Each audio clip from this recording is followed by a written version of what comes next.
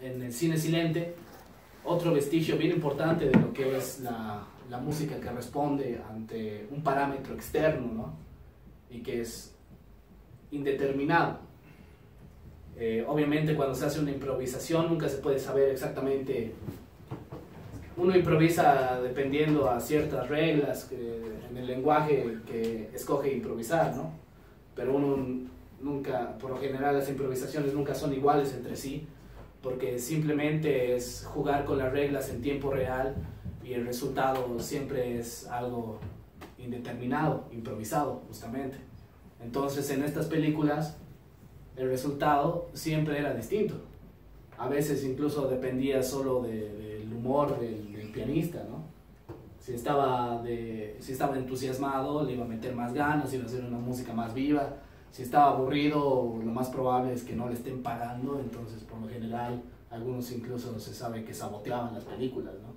Tocaban puros clústeres, digamos, en una película romántica, por ejemplo. Clústeres, para los que no saben, son músicos, es como cuando estás en el piano y pones tu brazo así en un montón de teclas, suenan un montón de teclas y suena súper horrible. Imagínense eso en una película romántica sobre dos tortolitos ahí abrazándose, que suena de repente así.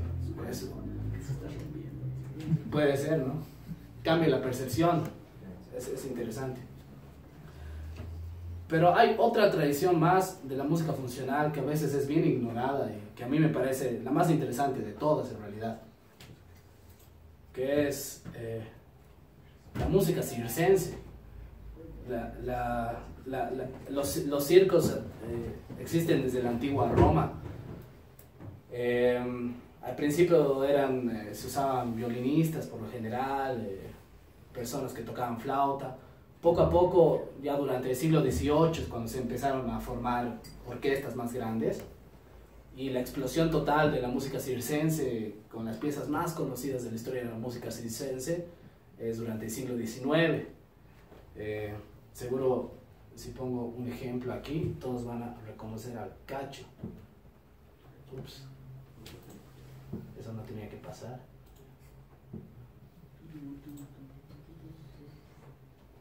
Lo voy a poner. ¿Quién no conoce esto, por ejemplo?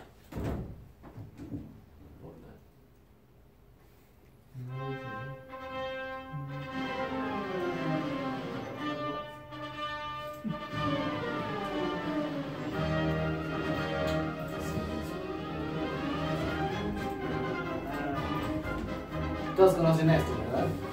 Está en nuestro imaginario colectivo, básicamente, ya incrustado de todos. Esta es una composición del siglo XIX, no recuerdo exactamente el año. Es de un compositor francés que se llama Julius Fuchs, se llama La entrada de los gladiadores. Por lo general a veces la utilizaban en las aperturas de los circos o a veces al final, como presentaban a todos, ¿no? Entonces, ¿por qué la música circense es interesante? Si lo pones mucho rato ya te empieza a volver loco, ¿no?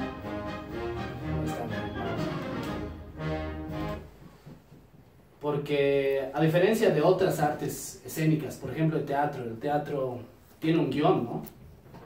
Entonces el guión del teatro es algo que dirige todo. Incluso para las obras de teatro se compone pensando igualmente en el guión. Se hacen temas,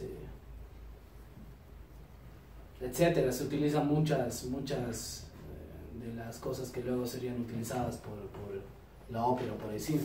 Pero en la música circense no había un guión.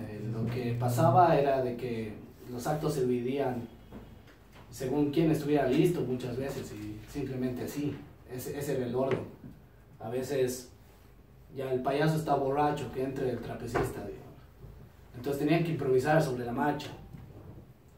El ejemplo más clásico, por ejemplo, es el de la persona que anda en la cuerda floja, ¿no? O el trapecista, y el rol de tambores, ¿no? Pues es algo que parece un cliché, y se ha vuelto un cliché, pero empezó a surgir más o menos en el siglo XIX, cuando se empezaron a hacer las big bands de circo. Son big bands, tienen una estructura bien parecida a las big bands de jazz, son orquestas de bronces por lo general. Y entonces, ¿qué pasaba? Un acto, al ser un acto peligroso, digamos, el del trapecista, no es que 1, 2, 3 tienes que saltar. A veces esperaba el momento correcto de su flujo, el flujo de su masa corporal, a que pudiera llegar realmente a un punto en el que llegara al otro trapecio, ¿no? Entonces no es que en 4 compases vas a llegar. Se preparaban, a veces las preparaciones duraban bastantes minutos y la música tenía que soportar esa tensión. Entonces lo que el director de la orquesta hacía era estar atento a todas las órdenes. A veces tenían una persona que le señalaba cosas, a veces el mismo director estaba mirando hacia el trapecio. Entonces él veía que se ejecutaba el acto y daba la señal para que entren a la siguiente parte musical, ¿no? O a veces, no sé, también puede pasar que el trapecista se iba directo al piso y todos entraban en el pánico y la música simplemente cesaba, ¿no? Pero otra vez tenemos un ejemplo antiguo de formas abiertas en la música que responden a otros estímulos fuera de la música, que se adaptan en tiempo real a otras cuestiones a las que le son funcionales, ¿no? Este es un ejemplo bastante curioso. Seguro han escuchado igual esta de John Philip Sousa, es bastante famosa. Es de finales del siglo XIX también. Él es un compositor estadounidense, sobre todo de marchas militares. ¿La conocen? Sí, es bien famosa, ¿verdad? ¿Qué es lo chistoso de esto? Por lo general esto no se ha compuesto para marchas militares, no es algo que fuera del circo, no es algo que sea compuesto para el circo, pero era muy conocida dentro de los circos porque era como una señal que todos los circos de la época tenían para cuando había problemas. Entonces, digamos que, y era muy frecuente en esa época, porque obviamente no había ningún estándar de seguridad, nada, ¿no? Entonces era muy frecuente en esa época de que de repente los leones quedaran sueltos aterrorizando a la gente, ¿no? Entonces alguien le decía al director, o el director se daba cuenta y les daba la señal a los músicos para que tocaran esto, que era la señal para todos, para todo el personal del circo, para que hagan salir a todos del circo lo más rápido posible y se hagan bola, ¿no? Ese tipo era como una señal, ¿no? Y es interesante porque, por ejemplo, dentro de la música, eso lo vamos a ver luego, hay técnicas en donde se utilizan ciertos tracks, ciertos clips musicales para indicar una cierta acción que puede o no suceder. Entonces, si esa acción, si los parámetros del juego dictan que esa acción ha sucedido, este clip musical suena, pero puede que nunca suene. Es como un ejemplo bien temprano y no digital de lo mismo, ese mismo principio.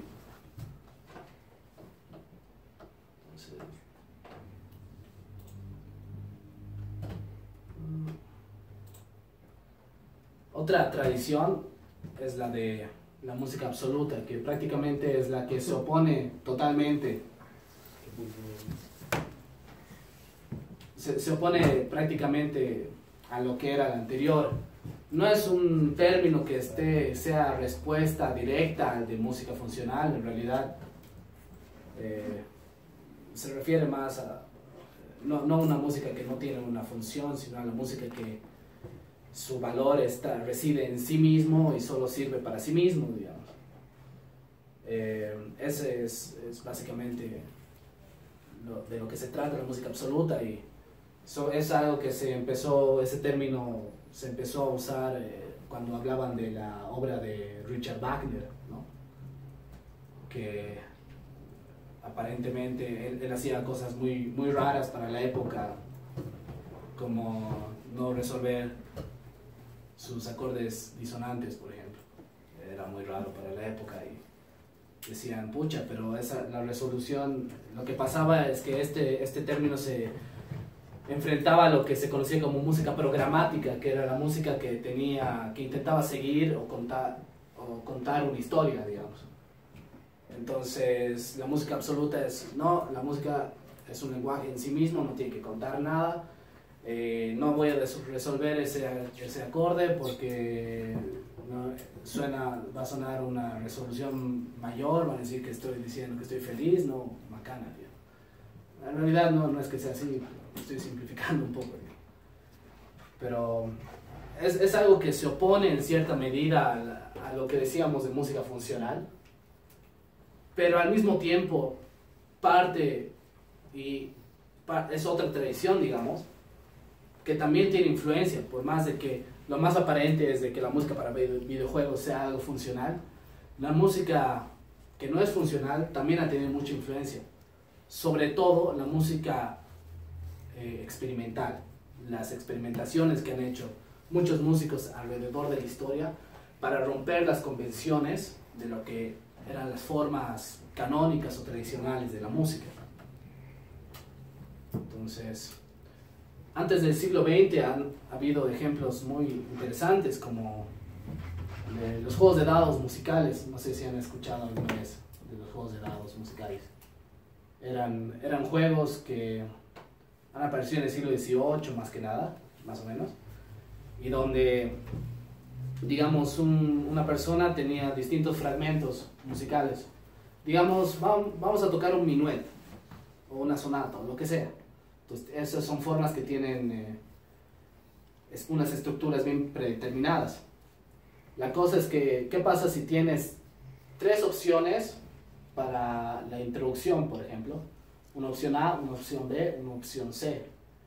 Otras 3 para el desarrollo y otras 3 para cuando se retoma otra vez los temas del principio, la recapitulación, digamos. ¿Qué pasa si los cruzas? En vez de tocar así, los cruzas el A con el C y luego el final con el B, digamos. Entonces han empezado a experimentar en el siglo XVIII con esas cosas. Y había un juego donde agarraban dados, tiraban y los dados eran los que decían, vas a tocar esto con esto, con esto. Entonces, Mozart lo hizo. Tiene una pieza así, que aquí tengo un video que te muestro un poquito. Está en alemán, no le tienen bola, a no ser que alguien sepa alemán. Como ven, toda la pieza está ahí y las personas tienen los dados y entonces eso dice, no, entonces tengo que cambiar este compás. Entonces cambiaban los compases a partir de los dados. Entonces, a ver más adelante, digamos, pues como ya está listo lo que ha salido en los dados, viene el pianista. Era algo que se hacía en las fiestas sociales, aristócratas, ¿no? Siempre había un pianista, o alguien que toque clave también, ¿no? Entonces ahí ya es el minuet que salió, digamos. Todas las partes están bien compuestas, entonces todo tiene concordancia, todo es coherente, pero es una composición que ha nacido del azar, ¿no? Entonces Mozart lo ha hecho, varios compositores lo han hecho. Es un ejemplo bien interesante, igual, de cómo la experimentación en la música ha llevado a cosas que en su momento quizás parecían curiosas o graciosas, pero que nos sirven harto hoy en día y que de hecho han influenciado e inspirado a muchos compositores modernos. Y en el siglo XX, la música, las vanguardias del siglo XX son bien interesantes y realmente, probablemente de aquí es de donde más han sacado inspiración los compositores de música para videojuegos, de los sistemas. Quizás no tanto de los lenguajes musicales, algunos sí, pero sí de las ideas y de los sistemas que ellos han propuesto, ¿no? Por ejemplo, la indeterminación y la aleatoriedad en las formas, en la elección de alturas, de duraciones, ha sido algo que se ha trabajado harto en el siglo XX. probablemente la figura más famosa es John Cage, que ha trabajado mucho en lo que es la música que está compuesta a través de procesos totalmente randómicos. Crear un sistema donde él lo que hacía, por ejemplo, conocen el I Ching, que son unas tablas de adivinación. Él le gustaba harto lo místico, ¿no? Entonces, basado en estas tablas de adivinación, yo no sé bien cómo funcionan, nunca he visto una, si alguien sabe, no sé. Pero bueno, lo que tengo entendido es de que basado en estas tablas de adivinación, él componía algunas piezas, tiene toda una serie de piezas que ha compuesto basadas en estas tablas de adivinación. Simplemente lo que le dice la tabla era lo que escribía en la partitura. Y así tiene varias piezas, ¿no? Igual Marcel Duchamp también lo ha hecho, bien conocido es más conocido como artista plástico, pero también ha hecho música. No sé si conocen a Duchamp, su obra famosa La Fuente, ¿no? Que ha agarrado y ha puesto un urinal en un museo, ¿no? Y esa era su obra. Es como el comienzo de lo que, bueno, era de la tradición Dada. Entonces todos los Dadas pensaban de que en el sinsentido y un montón de cosas, ¿no? Y eso ha influenciado mucho en el arte moderno y en lo que ahorita podemos ver, ¿no? En algunos museos, de un cuadro blanco con una mancha de moco arriba. En realidad, que se haga eso ahora me parece ridículo, pero en la época de Duchamp no lo era. Duchamp ha sido muy inteligente al hacer eso. Era una respuesta ante muchas cosas del arte tradicional. Ahora lo que se hace es sacar de contexto, en realidad, todo este arte moderno, que alguna vez en contexto sí tiene sentido. Pero bueno, él también ha hecho obras aleatorias, ¿no? Después tenemos la otra gran escuela de los serialistas, los que han... Básicamente el serialismo es cualquier parámetro de la música, lo que han hecho es serializarlo, es decir, ¿cómo puedo explicar? Capaz justo la siguiente explica un poquito. ¿Qué pasó? Eso. Bueno, esta es una matriz serial de Schoenberg, de sus obras. Schoenberg es conocido por varias cosas, pero una de las cosas es que ha sido el principal promulgador de lo que se llamó luego como sistema dodecafónico, que era un sistema de agarrabas las 12 alturas temperadas de la tonalidad occidental y las desordenabas. Él venía de la escuela del atonalismo, personas de que querían que su música no sonara ni mayor ni menor. Entonces él hizo un sistema para asegurarse de que fuera así, de que nada sonara tonal, nada sonara mayor, feliz, menor, triste. Entonces agarraba las 12 alturas que podemos ver en una octava de piano, las desordenaba para que no haya relaciones tonales interválicas entre ninguna, que simplemente no recordaran ni una tercera mayor, ni a una tercera menor, o a una séptima, ni ninguna de estas relaciones tonales armónicas tradicionales que hacen que reconozcas que algo es mayor o menor, triste, feliz, básicamente. Las desordenaba y sacaba toda una serie de posibilidades, de todas las posibilidades posibles de combinaciones dentro de esa serie, ¿no? Entonces es bien importante la serialización en el sentido de la idea de la sistematización, la creación de un sistema para asegurarse un resultado. Schoenberg creó este sistema para asegurarse de que realmente nada de lo que componiera en ese periodo, por lo menos, de su vida, sonara tonal.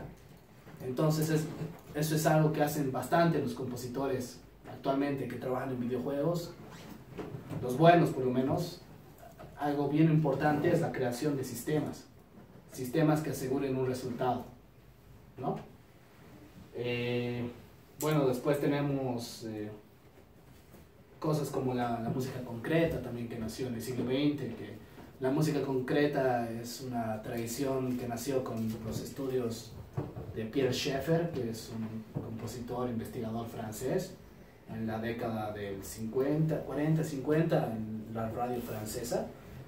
y él hizo un montón de teorías que apuntaban a la construcción de estructuras sonoras a partir de simplemente sonidos de la realidad. Y por eso es música concreta, dice, es música en concreto, es sonido en concreto, sonido puro, digamos. Entonces, es uno de los principales responsables de lo que luego sería el diseño sonoro. Sin las teorías de Pierre Schaeffer, el diseño sonoro no hubiera existido jamás, o esta noción de diseño sonoro como una disciplina, ¿no? Eso es muy importante porque además, no solo en los videojuegos, en el cine también se utiliza mucho diseño sonoro con finalidades musicales. Y bueno, hay muchas, ¿no? Bueno, otra escuela donde igual está Schoenberg es quizás el siglo XX las vanguardias del siglo XX se han caracterizado harto por limitarse, por escoger un camino y limitarse a hacer piezas solo por ese camino. Schoenberg es un ejemplo aquí, digamos, también lo ha hecho Ligeti, también es otro compositor bien interesante, que tiene una obra, por ejemplo, que se llama Música Ricercata, en donde son varias piezas. La primera pieza solo usa una altura, la segunda pieza solo usa 2 alturas, la tercera 3 alturas, así. Se pone límites para propulsar la creatividad, ¿no? Y en la música de videojuegos, los límites es lo que más problemas de cabeza traen, así que es algo muy importante. Y bueno, hay muchas tradiciones que han tenido en su influencia, ¿no? Ahora, nos movemos concretamente a la música para videojuegos. ¿Los videojuegos necesitan música? Esa es una primera pregunta. ¿Ustedes qué piensan? Sí. No, depende del videojuego, obviamente. Hay juegos que pueden ser para sordos, digamos, como alguna vez hicimos un juego para un ciego que no necesitaba gráficos, no tenía gráficos, ¿no? Claro. Esta es una pregunta abierta porque en realidad no hay respuesta, ¿no? Como bien ha dicho David, puede depender mucho de qué es lo que se está haciendo. Al venir de una tradición de la música funcional, donde está el servicio, más que el servicio apoya a otra forma, depende de qué es lo que esa forma está haciendo, ¿no? Entonces, lo que yo digo es, bueno, probablemente no necesitan música desde un punto muy pragmático, sumamente pragmático y frío y lógico. Los sistemas de muchos juegos pueden funcionar sin música y listo, ¿no? No es algo que necesiten para que existan, para que funcionen. Pero lo mismo pasa en la vida, ¿no? O sea, encontramos música en todos lados, encontramos en el supermercado, en el minibús, digamos. Tenemos música en nuestros celulares, tenemos música en la televisión. Y nada de eso desaparecería tampoco sin música. Un supermercado podrías ir a comprar igual aunque no esté sonando nada, podrías llamar por tu celular aunque no suene ningún timbre, incluso solo con vibración puede funcionar, ¿no? Pero de alguna manera la música, como todos sabemos, enriquece las cosas. Es algo más abierto, no hay una respuesta científica o técnica a por qué, digamos, ¿no? Quizás es porque es algo que está en todas las culturas de todo el mundo desde el principio, lo tenemos muy arraigado. No lo sé, la verdad es que no lo sé, pero lo que todos estamos de acuerdo es de que realmente cuando le ponemos música a algo y esa música es buena, lo apoya y realmente la experiencia se enriquece. No sabemos por qué, pero es algo que sucede y todos sabemos.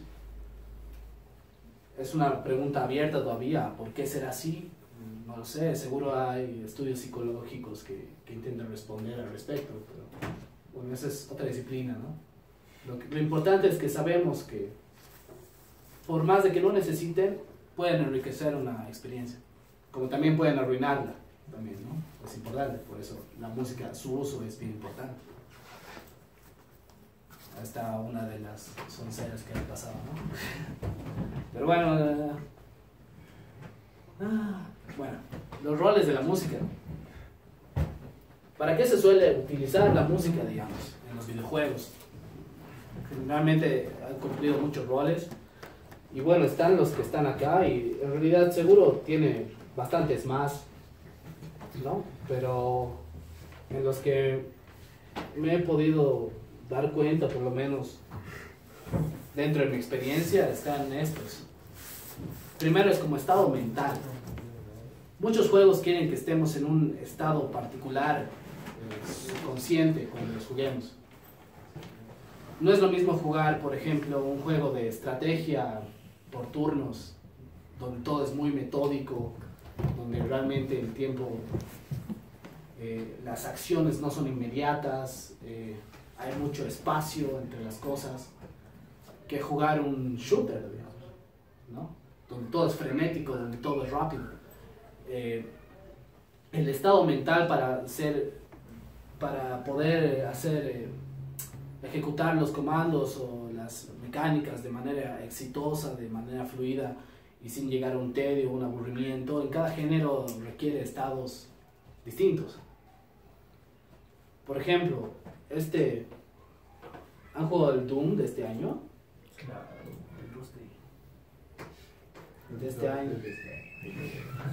O dices el mini Doom. los dos. Ya, bueno. Los que han jugado saben que es un juego así súper rápido, súper frenético, donde están saliendo cosas por todo lado, todo el tiempo, ¿no? Y esta es su música.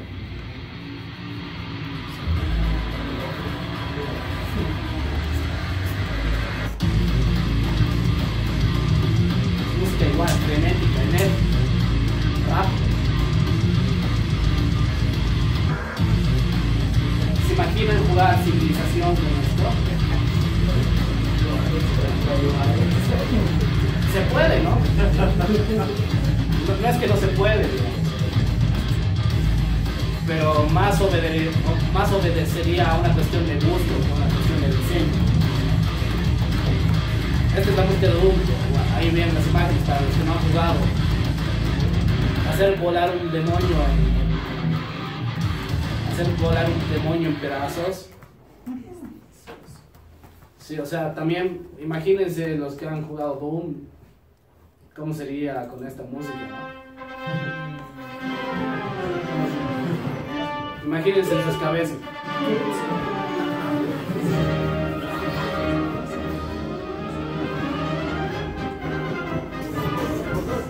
Se puede, digamos, ¿no?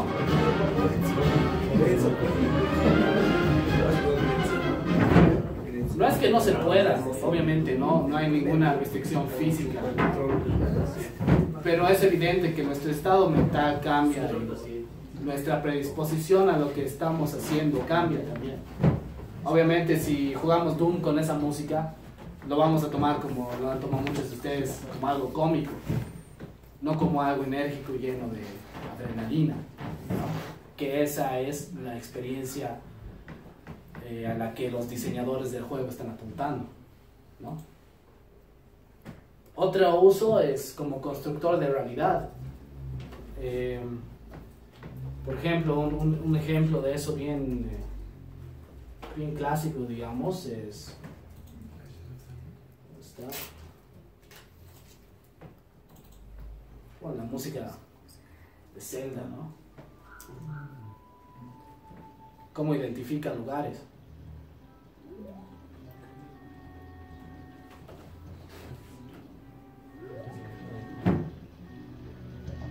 Ahorita está fuera del pueblo. Es como algo casi pastoral, digamos, lo que escuchamos. Pero cuando entramos a la ciudad, al pueblito, le da una identidad al pueblito. Como vemos, se ve que hay actividad, hay alegría, hay algunos niños. Entonces, la música intenta de alguna manera reflejar esa identidad. Es un pueblito tranquilo, alegre, no es música muy rebuscada, En el castillo ya se pone más heroico, digamos, ¿no? Cuando te estás acercando al castillo. Entonces, este tipo de construcción de realidades, de sugerir una personalidad a los lugares, sentarlos en una realidad, que se sientan vivos, que se sientan como algo que existe, no como algo que están ahí y que nada, no pasa nada, ¿no? La música ayuda a diferenciarlos, a darles esa personalidad y a que se sientan más reales. Otro es como marcapasos. La música te propone un ritmo, ¿no? Por algo es un arte temporal. Entonces, por ejemplo, un ejemplo bien...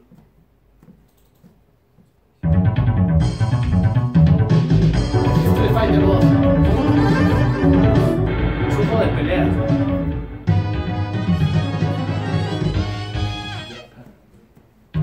Escuchen atentamente el ritmo de la música, su tempo.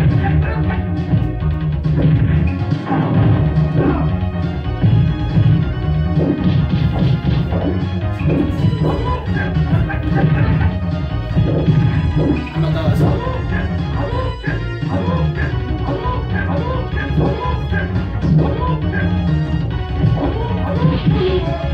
Quizás no noten mejor ahora que vuelve a empezar la misma música.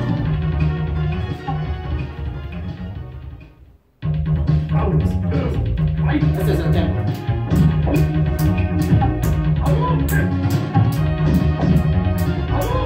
La pelea se empieza a intensificar, ¿no?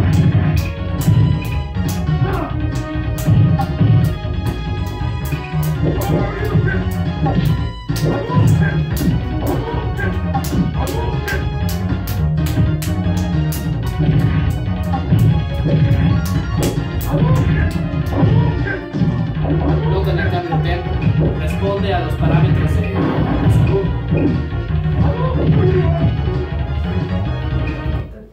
Como cuando hay menos salud, lo que se quiere es que el jugador tenga mayor tensión, ¿no?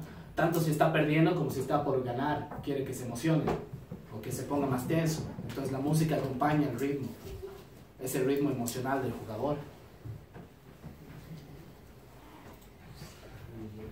Como audiencia, esto es un término que me he prestado de otro lado en realidad. ¿Cómo es la música como audiencia? ¿No? Suena bien raro, porque por lo general la música se dirige a una audiencia, no es una audiencia, ¿no? Parece contradictorio. Pero es que en realidad es algo que probablemente solo ocurra en los videojuegos, quizás en las instalaciones sonoras también, ese tipo de arte.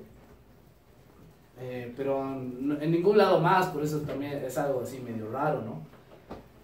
Cuando tú tocas en un escenario, la audiencia responde, tiene una respuesta, digamos, ¿no? Puede que te abucheen, puede que te aplaudan, pueden que te ignoren, pueden que estén aburridos.